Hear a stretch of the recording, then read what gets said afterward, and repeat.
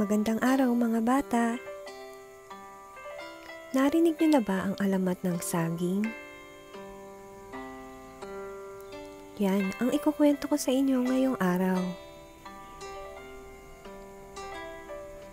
Noong unang panahon ay may isang napakagandang prinsesa, kaya siya ay tinawag na Mariang Maganda. Ang kanilang kaharian ay malapit sa isang maliit na gubat na kung saan ay malayang nakakapamasyal ang mayuming kagandahan. Ang gubat ay puno ng iba't ibang magaganda, makukulay at mababangong halaman na namumulaklak. Nakagawian na ng prinsesa na mamitas at mamasyal sa tila ba perpektong hardin para lamang sa isang prinsesang katulad niya. Isang araw, sa kanyang pamamasyal, ay may nakilala siyang isang bagong mukha, isang makisig na binata na halos kaedad din na magandang prinsesa. May kakaibang naramdaman ang prinsesa sa makisig na binata na iyon. Lingid sa kaalaman ng prinsesa ay gayon din ang nararamdaman ng bagong kakilala sa kanya.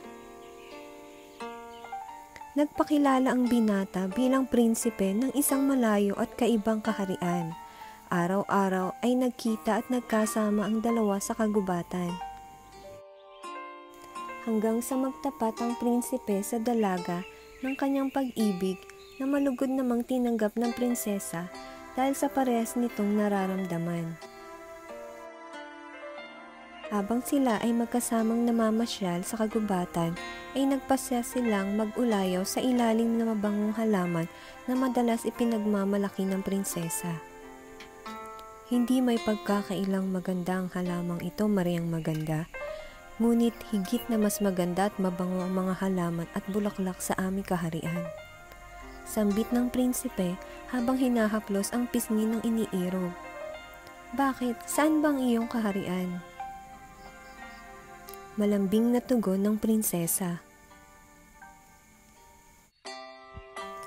Ang aming kaharian ay hindi kayang marating ng taong may katawang lupa.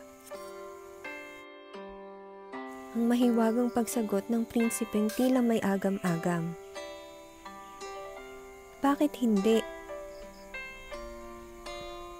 Ang natigilang pagtatanong ni Mariang Maganda habang pinagmamasdan ang malungkot na mukha ng prinsipe na kanyang iniibig. Kailangan ko nang bumalik sa aming kaharian dahil kung hindi ay hindi na tayo muling magkikita pa. Nais sana kitang isama, subalit hindi talaga maaari ang mga kagaya ninyo sa aming kaharian. Paalam na, Iro. Nais ko sanang magkita tayong muli dito sa halaman ng ito mamayang gabi. Hihintayin kita. Pagtangis ng prinsesang nalulungkot sa paglisan ng kanyang minamahal. Sisikapin ko, Iro. Pangako ng prinsipe kay Mariang Maganda. Nang gabing ang iyon ay hinihintay ni Mariang Maganda ang kanyang iniiro. Bago pa man maghating gabi ay dumating nga ang prinsipe at lubos na nalugod ang nag-aalalang prinsesa. Magkahawak kamay silang namasyal sa gubat ng magagandang halaman na ang buwan at mga bituin ang tumatanglaw sa kanilang dinadaanan. Kung ano-ano ang kanilang pinag-usapan, hanggang sa bigla na lang napabalikwas ang prinsipe na tila ba may tumatawag sa kanya. Kailangan ko nang lumisan, mahal ko. Hindi ako maaaring abutin ng hating gabi. Kapag hindi ako umalis ngayon, ay hindi na ako makababalik sa amin. Iyong pakatatandaan na ikaw lamang ang aking iniibig.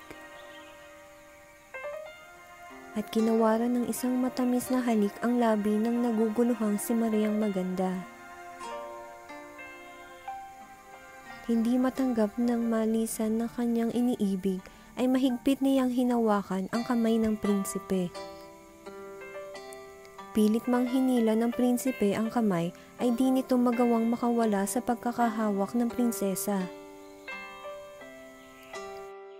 Sa kanilang paghihilahan ay bigla na lamang naglaho ng parang bula ang prinsipe, ngunit naiwan sa kamay ng prinsesa ang 2 putol na kamay ng prinsipe.